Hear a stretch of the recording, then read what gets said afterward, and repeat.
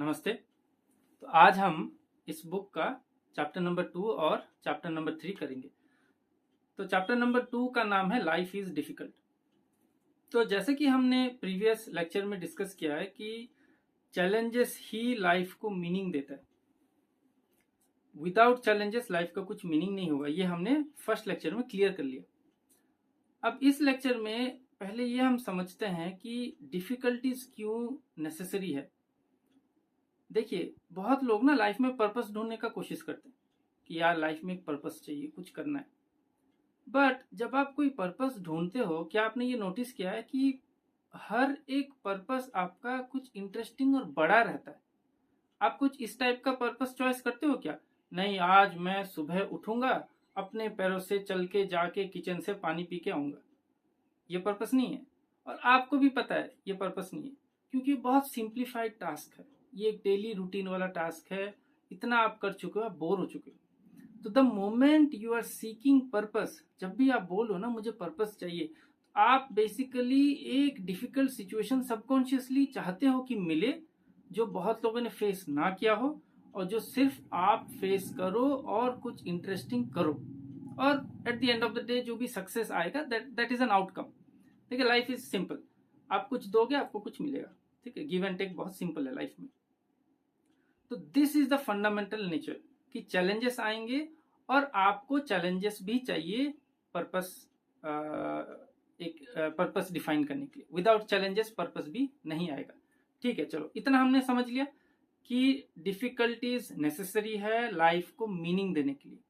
और लाइफ में मीनिंग जब आएगा उसके बाद पर्पस भी आएगा। लाइफ में अगर मीनिंग ही नहीं बचा तो पर्पस का कोई क्वेश्चन ही नहीं है। जैसे लास्ट लेक्चर में हमने डिस्कस किया था कि आपको अल्टीमेट कंफर्ट में एक रूम में बंद कर दिया जाएगा, उसमें कोई पर्पस आप ढूंढ ही नहीं सकते, क्योंकि अल्टीमेट कंफर्ट में पर्पस भी नहीं रहता।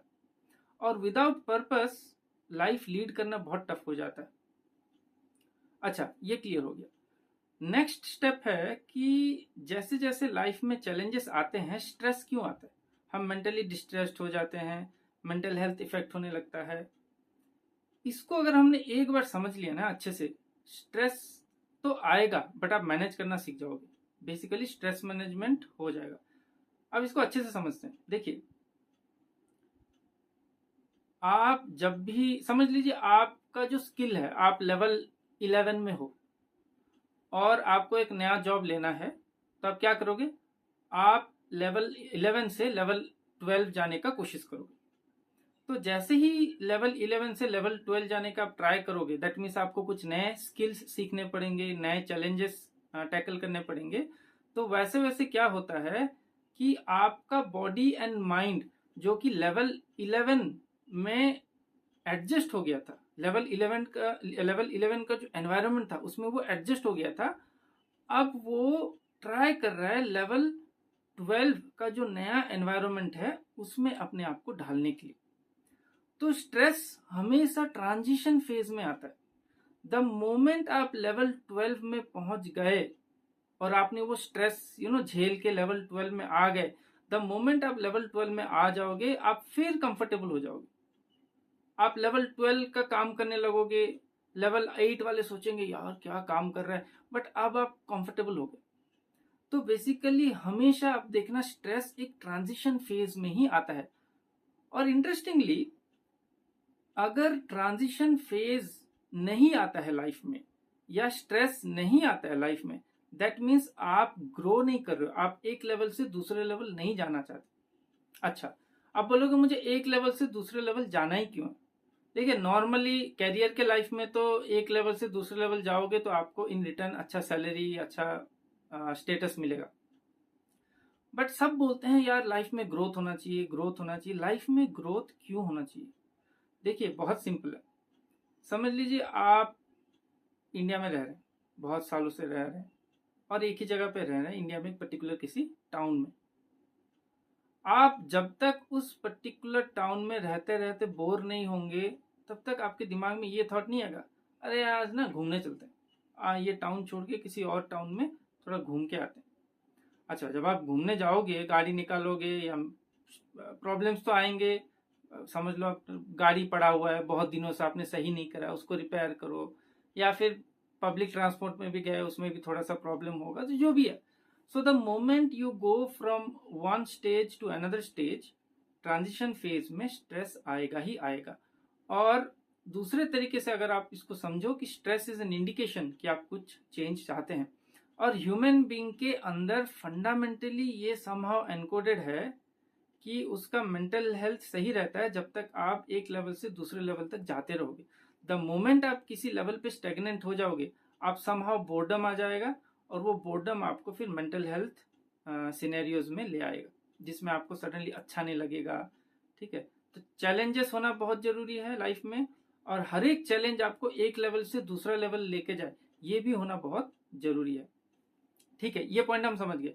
तो हमने अभी ये समझा पॉइंट नंबर 1 कि लाइफ में चैलेंजेस होना बहुत जरूरी है, क्योंकि फिर आप वहां से पर्पस अपने लिए ढूंढोगे। और दूसरा, कोई भी चैलेंज विदाउट स्ट्रेस नहीं आएगा, क्योंकि स्ट्रेस का मतलब क्योंकि चैलेंज का मतलब क्या है, अगेन, कि आप दूसरे लेवल पे जा रहे हो, आप एनवायरनमेंट चेंज करना चाहते हो, आप दूसरे एनवायरनमेंट को एक्सप्लोर करना चाहते हो, तभी आपके अंदर वो आएगा कि हाँ ठीक है, अब दूसरे एनवायरनमेंट में जाना है, तो बॉडी एंड माइंड को आपको उस हिसाब से ट्रेन करना पड़ेगा, थोड़ा स्ट्रेस आएगा, दैट्स अ डिफरेंट थिंग।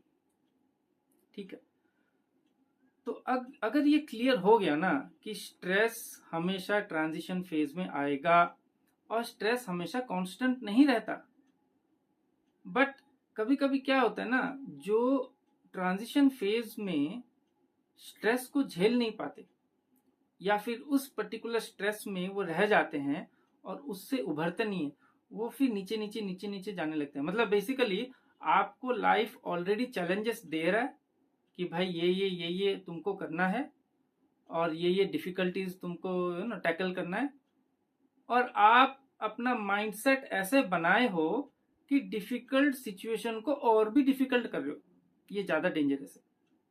तो बेसिकली पहले तो कोई भी डिफिकल्ट सिचुएशन सही करने के लिए आपका मेंटल हेल्थ अच्छा होना चाहिए, but at the same time mental health stable तब तक रहेगा जब तक आप डिफिकल्टीज भी फेस करोगे। ये काइंड ऑफ थोड़ा सा अजीब सा रिलेशनशिप है।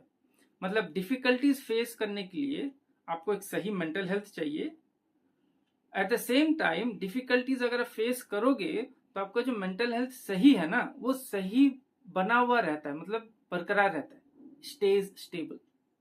सो मेंटल हेल्थ आपका तब तक स्टेबल रहेगा जब तक आप ग्रो करोगे, बट उस पर्टिकुलर ग्रोथ को सहने के लिए भी एक मिनिमम मेंटल हेल्थ होना चाहिए, जिससे आप जो फर्दर प्रॉब्लम्स है उसको आप झेल पाओ। तो this is the fundamental nature of stress. बिना ग्रोथ का, if there is no growth there is no stress, if there is no growth then stress will also come.